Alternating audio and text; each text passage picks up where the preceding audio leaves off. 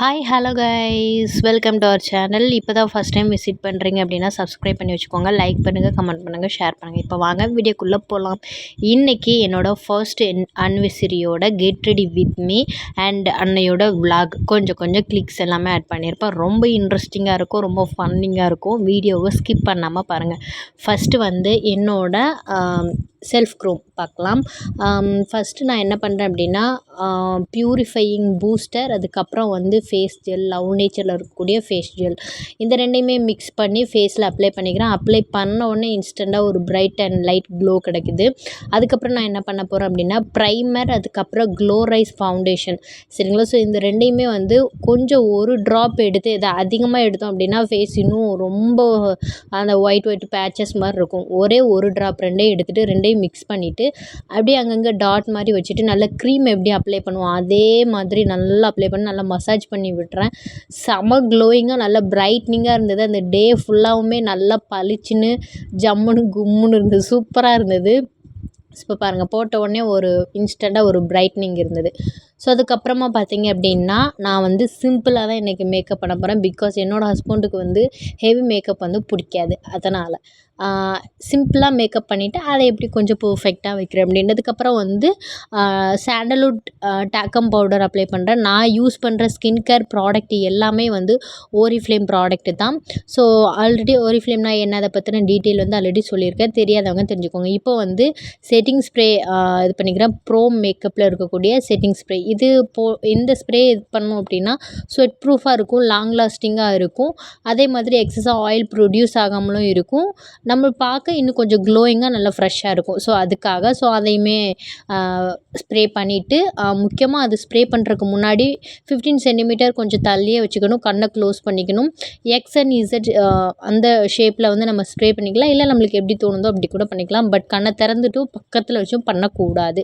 So இது பண்ணதுக்கப்புறம் எக்ஸஸாக இருக்கக்கூடிய பவுடர் எல்லாமே வந்துட்டு ரிமூவ் பண்ணிக்கிறேன். நான் ஏன் வந்து ப்ரஷஸோ பிளெண்ட் பண்ணுறதுக்கு ஸ்பாஞ்ச் அந்த மாதிரி யூஸ் பண்ணலாம், பிகாஸ் என் ஹஸ்பண்டுக்கு வந்து மேக்கப் போடுறது பிடிக்காது. ஸோ அதனால் நிறைய டூல் இருந்தால் இவ்வளோ ப்ரஷ் இருக்கா, கண்ணுக்குமே இப்போ ஐலைனர் காஜல் 2 எடுத்து வச்சேன்னா கண்ணுக்கே 2 போடுறியா அப்படின்ட்டு, நிறைய பிளெண்டர் அதுக்கப்புறம் ப்ரஷஸ்லாம் இருந்துச்சுன்னா நீ இவ்வளோ மேக்கப் போடுறியா அப்படின்ற மாதிரி கேட்டுருவாங்க. சரி இன்றைக்கி அனிவர்சரி, அவங்களுக்கு பிடிச்ச மாதிரி இருக்கலாம் அப்படின்ட்டு. ஆனால் எதுவும் சொல்ல மாட்டாங்க. நான் ஃபஸ்ட்டே சொல்லிட்டேன், சரி இன்றைக்காவது உன் விருப்பப்படி இருந்துக்கோ அப்படின்ட்டு. லைக் அவங்களுக்கு பிடிக்கல அப்படின்னா அது பண்ண மாட்டேன். அந்த ஒரு விஷயம் தான். மற்றபடி ரொம்ப அடக்கி வைக்கிறது அந்த மாதிரிலாம் இல்லை. அதுக்கப்புறம் வந்து ஐலைனர் வந்து போட்டுக்கிறேன். ஐலைனர் வந்து டேஸ்லர் தான் போடுறேன். ஆக்சுவலாக அது வந்து நம்மளோட ஐக்கு ரொம்ப நல்லது கிடையாது. பட் எனக்கு வந்து இது குயிக்காக இருக்கணும் அப்படின்றதுக்காக, வாட்டர் ப்ரூஃபானு வேணாம் அப்படின்றதுனால இதை சும்மா சிம்பிளாக வந்து அப்ளை பண்ணிக்கிறேன். ஒரு சின்ன விங்ஸ் மாதிரி போட்டுட்டு, ஸோ காஜல் யூஸ் பண்ணாமல் அந்த ஐலைனரை வச்சு கீழேயுமே அப்ளை பண்ணிக்கிட்டு நல்ல ஒரு லுக் இருக்கும். நான் எப்போவுமே காலேஜ் டேஸ்லலாம் இப்படி தான் யூஸ் பண்ணுவேன். செம்மையாக இருக்கும். ஸோ இந்த மாதிரி போட்டுக்கிட்டேன். ஐப்ரோஸ் வந்து நிறையவே வந்துருச்சு. ஏதாவது ஒரு விலாகில் அதை ரிமூவ் பண்ணணும். விலாகில் இல்லை, ரிமூவ் பண்ணணும். ஸோ அதுக்கப்புறம் லிப்ஸ்டிக் வந்து ஃபஸ்ட்டு ஒரு நம்ம லிப் கலர் நார்மல் நம்ம ஸ்கின் கலர் இருக்குல்ல அதை போட்டு கொஞ்சம் மெயின்டைன் பண்ணிக்கிறேன். ரொம்ப டார்க்காக ரொம்ப க்ராக்கியாக இருக்குது. லிப் பாம் வந்து நான் யூஸ் பண்ணலை. ஏன் அப்படின்னா லிப் பாம் யூஸ் பண்ணிவிட்டு லிப்ஸ்டிக் போட்டோம் அப்படின்னா கொஞ்சம் அந்த கிளாஸி லுக் இருக்குது. கிளாஸி லுக் இருக்கிறது நல்லது தான், நல்லாயிருக்கும் பார்க்குறக்கு. பட் நான் வெளில போகிறதுனால அது மண் டஸ்ட் எல்லாமே ஒட்டிகிட்டு இருக்குது. நம்ம எதாவது சாப்பிட்டா கூட எனக்கு அது அன்கம்ஃபர்டபுளாக இருக்குது. சரின்ட்டு லிப் பாம் போடாமல் லிப்ஸ்டிக் மட்டும் அப்ளை பண்ணேன். அது ஒரு மேட் லுக் ஃபினிஷிங்கில் இருக்கும்.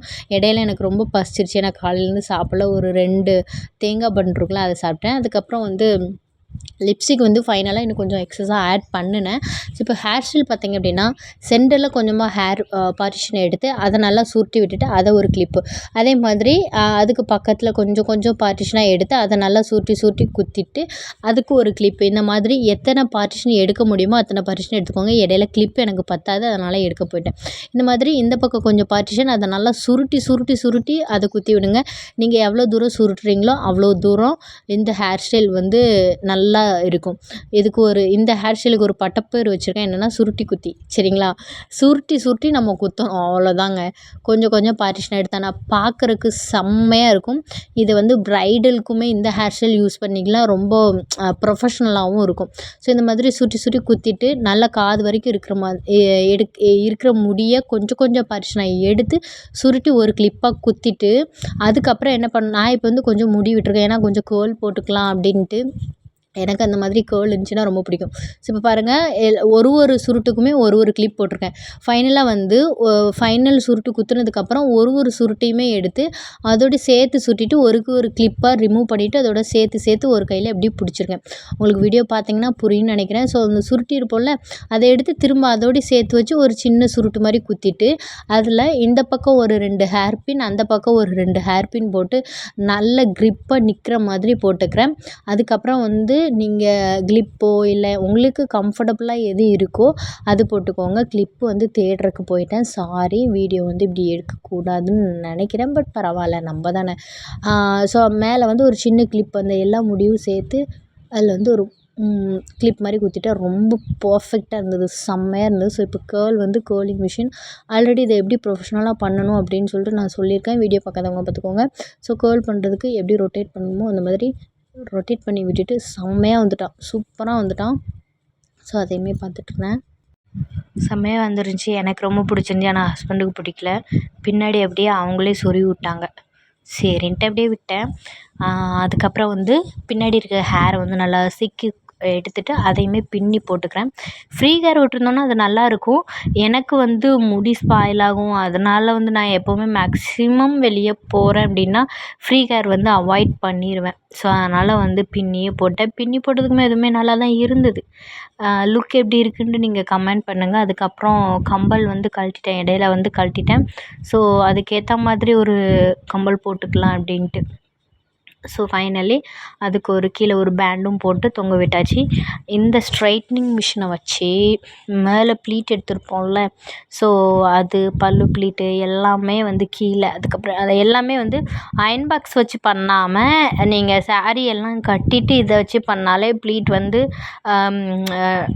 ஒரு மாதிரி ஆகாமல் கொலாப்ஸ் ஆகாமல் கரெக்டாக இருக்கும்.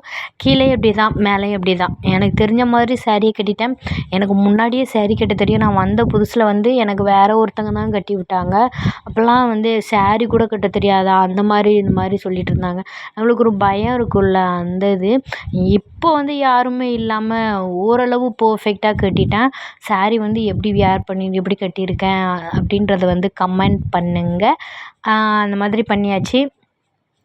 கொஞ்சம் பர்ஃபெக்ட் இல்லாமல் இருக்கோ அப்படின்ட்டு நினச்சேன். ஆனால் பரவாயில்ல, பார்க்குறவங்க எல்லாருமே சாரீ நீட்டாக கட்டியிருக்கீங்க அப்படின்ட்டு சொன்னாங்க. ஒரு 2, 3 பேர் சொன்னாங்கன்னு வைங்களேன். ஹஸ்பண்டோட ஃப்ரெண்டோட ஒய்ஃபு சாரீ வந்து நீட்டாக கட்டியிருக்காங்க, பர்ஃபெக்டாக இருக்குது அப்படின்ட்டு. ஒரு 2, 3 சாரீ எடுக்கணும் அப்படின்ற ஆசை எனக்கே வந்துட்டு. சாரியெல்லாம் வியர் பண்ணிவிட்டு எங்கே டைம் இருக்குது, டாப்பை போட்டு பேண்ட்டை போட்டு போகலாம் அப்படின்ட்டு மைண்ட் செட்டு எனக்கு உண்டு. சாரீ சரி கொஞ்சம் நல்லா ட்ரெடிஷ்னலாக இருக்கும் அப்படின்ட்டு தான் இதை இன்றைக்கி கல்யாண நாள் அதுவுமா கட்டணும் அப்படின்ட்டு கட்டினேன். முக்கியமான ஒரு விஷயம், பின்னாடி வந்து லைட் ஆஃப் ஆகி ஆன் ஆகும், நோட் பண்ணுங்கள். ஆனால் வீட்டில் யாருமே இல்லை, நான் மட்டும்தான் இருக்கேன். நான் அதை பார்த்து ரொம்ப பயந்தேன். ஹஸ்பண்ட் வந்து சொன்னேன் யாராச்சும் வந்திருப்பாங்கன்னு. ஆக்சுவலாக அங்கே வந்து கதவு க்ளோஸில் இருந்தது, யாருமே இல்லை. அதான் நான் யாருன்ட்டு எனக்கு பயமாயிடுச்சு. அங்கே க்ளோஸில் தான் இருக்கு, ஆனால் இந்த கதவை வந்து சாத்தி விட்டுக்கிட்டேன். எனக்கு அது யாருன்னே உண்மையிலே வீட்டில் மொத்தம் 3 பேர் தான். நான், ஹஸ்பண்டோட தம்பி. ஸோ ஹஸ்பண்டோட தம்பி வீட்டில் இல்லை. அவங்க வந்து ஹேர் கட் பண்ணலன்னு போயிட்டாங்க. ஹஸ்பண்ட் வந்து வண்டிக்கு ஏதோ ரெடி பண்ணணும், ஆயில் ரொம்ப ரிலீஸ் ஆகுதுன்னு அதை பார்க்க போயிட்டாங்க. நான் மட்டும்தான் இருந்தேன். உங்களுக்கு நீங்கள் பார்த்துருப்பீங்கன்னு நினைக்கிறேன். பார்க்கலாம், வீடியோ திரும்ப ஒரு வாட்டி பாருங்கள். ஃபைனல் லுக் இப்படி தான் இருந்தது. அதுக்கப்புறம் வந்து கிளம்பியாச்சு, வெளியே போயிட்டு வந்தோம். குலசையில் தான் எங்களுக்கு கல்யாணம் முடிஞ்சுச்சு. அங்கே போகலான்ட்டு சரி நெக்ஸ்ட் வீக்கு போகலாம் அப்படின்ட்டு. ஹஸ்பண்ட் வந்துட்டாங்க. வந்தோடனே சொன்னேன், பெருசாக எடுத்துக்கல. அதுக்கப்புறம் கீழே கொஞ்சம் ப்ளீட்டெல்லாம் என்ன பண்ணி வச்சுருக்க, கொஞ்சம் நீட்டாக பண்ணியிருக்கலாம்ல அப்படின்ட்டு அவங்களே திரும்பவும் பண்ணி விட்டாங்க. எனக்கு கீழே வேறு எட்டாது இல்லையா, ஸோ அவங்க பண்ணி விட்டாங்க. அதுக்கப்புறம் திருநெல்வேலி குலசைக்கு வந்து இப்போ இந்த வாரம் ஞாயிற்றுக்கிழமை போகலாம் அப்படின்ட்டு. சரின்ட்டு திருநெல்வேலி எங்கே போகணும் நீங்கள் எங்கேயாவது கூப்பிட்டு போங்கன்ட்டு சரின்ட்டு போய்க்கிட்டே இருக்கோம். அதுக்கப்புறம் ஃபஸ்ட்டு ருசி அப்படின்ற ஹோட்டலில் போயிட்டு நல்ல ஒரு சாப்பாடு, நல்லா காடை பிரியாணி சாப்பிட்டுட்டு அதுக்கப்புறம் வந்து போன்லெஸ்ஸு 65 அப்புறமேட்டு ஒரு ஆம்ப்லேட்டு எல்லாம் வச்சு நல்லா சாப்பிட்டாச்சு. எனக்கு இந்த ஹோட்டலில் அந்த வியூ இருக்குல்ல, அந்த தண்ணி மாதிரியே இருக்கும் ட்ராப்பு. அது பார்த்துட்டு அப்புறம் நல்லா ஏசிக்குள்ள உட்காந்து சாப்பிட்றது வந்து ரொம்ப பிடிக்கும். நல்லா சாப்பிட்டேன் அப்படின்னு சொல்ல மாட்டேன். என்னால் சாப்பிட முடியல. காடை பிரியாணியோட டேஸ்ட் எனக்கு பிடிக்கல. சிக்கன் பிரியாணி நல்லா பிடிச்சிருந்துச்சி. மீதியெல்லாம் அங்கே வச்சுட்டோ வீண் பண்ணிட்டோலாம் வரல. அப்படியே பார்சல் பண்ணி கொண்டு வந்தாச்சு. வீட்டுக்கு வந்ததுக்கப்புறம் ஷேர் பண்ணி சாப்பிட்டாச்சு. அப்புறம் அங்கே பாருங்களேன், கோழி குஞ்சு எல்லாம் பார்த்தோம். ஆனால் ஹஸ்பண்ட் வாங்கி தரல. அதுக்கப்புறம் வந்து மூவி டிக்கெட்டு தான் இது பண்ணியிருந்தோம். சாப்பிட்டுட்டு மூவி வந்து 1:30னால டைம் கொஞ்சம் இருக்கிறதுனால ஹஸ்பண்டோட கடைக்கு கிட்ட அவங்களோட ஃப்ரெண்டு கடை. ஸோ அங்கே போயிட்டோம். ஸோ அங்கே போயிட்டு அவங்க ஃப்ரெண்டு கூட ஜாலியாக வெளியே பேச போகிறேன்னு போயிட்டாங்க. நான் மட்டும் உள்ளே என்னைய மட்டும் வெயிட் பண்ணிட்டாங்க. அப்புறம் டைம் ஆயிடுச்சு. திரும்ப என்னை வந்து அப்படியே தேட்டருக்கு கூட்டிட்டு போயிட்டுருக்காங்க. அப்படியே போயிட்டுருக்கோம். வெயில் வந்து நல்லா அப்படியே பளிச்சுன்னு அடிக்க எப்படி சொல்ல முடியாது. இப்போ தான் ஸ்டார்டிங் நினைக்கிறேன். இனி தான் செம்ம வெயில் வரப்போகுது. ப்ராப்பரான skin care, hair care, health care எல்லாத்தையும் பார்த்து கேர்ஃபுல்லாக இருந்துக்கோங்க. ஏன்னா இப்போவே இப்படி, இனி நிறைய வெயில் வரும். அப்போ ஃபைனலி வந்து அலங்கார்ஸ் தேட்டர் வந்தாச்சு. அங்கே சைட்லலாம் என்னவோ கட்டுறாங்க. அதை வீடியோ எடுக்கிறேன்ட்டு தேட்டரை மறந்துட்டு அதுக்கப்புறம் இந்த பக்கமாக எடுத்தேன். அப்புறமா இது எல்லாம் தேட்டருக்குள்ள மூவி நேம் வந்து மறந்துருச்சு. சந்தானம் நடித்தது ஏதோ ஒரு பட்டின்ட்டு தான் முடியும். செம்மையாக இருந்துச்சு படம். உட்காந்ததுலேருந்து எந்திரிக்கிற வரைக்கும் ஒரே சிரிப்பு தான். நல்லா ஃபன்னியாக இருந்தது. ரொம்ப சூப்பராக இருந்துச்சு. ஆனால் த்ரில்லிங்கு ரொம்ப என்டர்டெயின்மெண்ட் அப்படிலாம் இருக்காது. சும்மா பார்க்கலாம் அந்த மாதிரி இருந்தது. அப்புறம் வந்து பிரேக்கு. அப்போது வந்து நல்லா கார்னு, அப்புறம் பாதாம் பால், அப்புறம் பப்ஸு, எக் பப்ஸ் இதெல்லாம் வாங்கிட்டு வந்தாங்க. ஃபோன் வீடியோ எடுக்கிறேன், ஃப்ளாஷே இல்லாமல். அப்புறம் ஃப்ளாஷ் வச்சதுக்கப்புறம் தான் நல்லா தெளிவாக தெரிஞ்சுது. நல்லா சாப்பிட்டாச்சு. அதுக்கப்புறம் அங்கே பாருங்கள், இந்த பாதாம் பால் மட்டும் தொட்டு காமிக்கிறேன்ட்டு மூவி முடிஞ்சது. ஃபைனலி வெளியே வந்தாச்சு. அதுக்கப்புறம் திரும்ப வந்து ஹஸ்பண்டோட கடைக்கு கிட்டே போனோம். போயிட்டு அங்கே என்ன சும்மா நிற்க போர் அடித்ததா. அது மட்டும் இல்லாமல் பக்கத்தில் ஒரு 2 பேர் நின்னாங்க, குடிச்சிருந்தாங்க. சரின்ட்டு யூஸ் ஆகும்னு வீடியோ எடுத்தேன். ஆனால் அங்கே ஒரு யூஸ் இல்லை. ஹஸ்பண்ட் அதுக்குள்ளே வந்தாச்சு. திரும்ப அப்படியே நாங்கள் வீட்டுக்கு வந்தாச்சு. வீட்டுக்கு வரும்போது இந்த வியூலாம் கொஞ்சம் நல்லா இருந்தது. ஆல்ரெடி விலாகில் போட்டிருக்கேன். சரின்ட்டு ஹஸ்பண்ட் வந்து பபிள் கம் போட்டிருந்தாங்க. ஸோ அதனால் அதை நான் வீடியோ எடுக்கணும். அதில் வந்து அந்த பபிள் கம் வச்சு முட்டை விட்டு இது அந்த மாதிரி விளாண்டுட்ருக்காங்க பாருங்கள். நானே கவனிக்கலை. இப்போ தான் பேக் வைஸ் கொடுக்கும்போது தான் பார்க்குறேன். ஸோ அதுக்கப்புறம் வந்து அப்படியே போயிட்டுருக்கோம். அங்கே ஒரு நர்சரி பார்த்தோம். போவோம் வாங்கலான்ட்டு, ஓப்பனில் இருக்கா இல்லையான்ட்டு அப்படியே திருக்கி நின்னாங்க. நில்லுங்க பார்த்துட்டு போகலான்ட்டு. அது வந்து சனிக்கிழமை லீவு. மற்ற நாள் வந்து ஓப்பனில் இருக்கும். ஆனால் 8 to 5. நாங்கள் 6:30க்கு அங்கே நின்னோம். ஸோ அதனால் இன்றைக்கும் போச்சா அப்படின்னு சொல்லிட்டு அப்படியே கிளம்பியாச்சு. பெரிய நர்சரி தான்.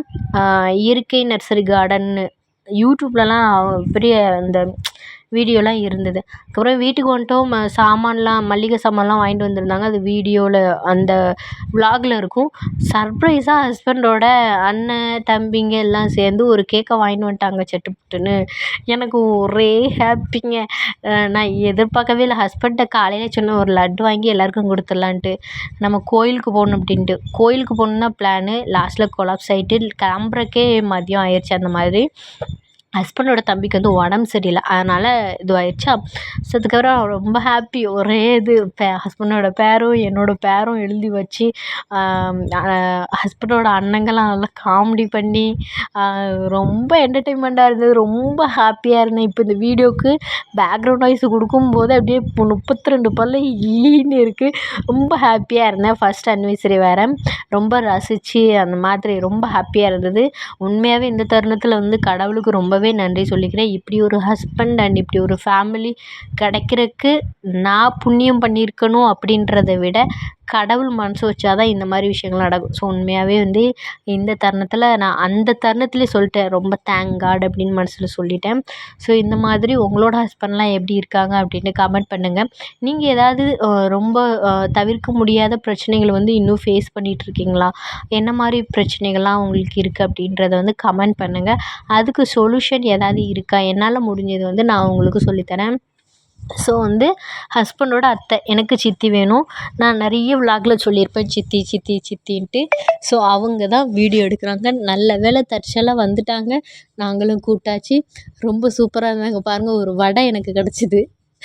கேக்கு வெட்டணுன்ட்டு கத்தியை பிடிச்சி கையை வச்சு கூப்பிட்றா மெழுகுத்திரி எடுத்துட்டாங்க. அதுக்கப்புறம் அப்படி எடுத்தோம். நான் வெட்டுறேன் நீ வெட்டுற அப்படின்ட்டு போட்டி போட்டு லாஸ்ட்டில் நீங்களே வெட்டுங்க அப்படின்னு லைட்டாக பிடிச்சிட்டு அப்புறம் வெட்டியாச்சு. அதுலேயுமே ஃபஸ்ட்டு என் லெட்டர் கேன் வெட்டியாச்சு. ஸோ என் லெட்டரும் வெட்டிட்டீங்க அப்படின்னு சொல்லிட்டு அதுக்கப்புறம் அவங்களே வெட்டிட்டாங்க. நான் என் பாட்டில் அப்படியே நின்றுட்டேன்.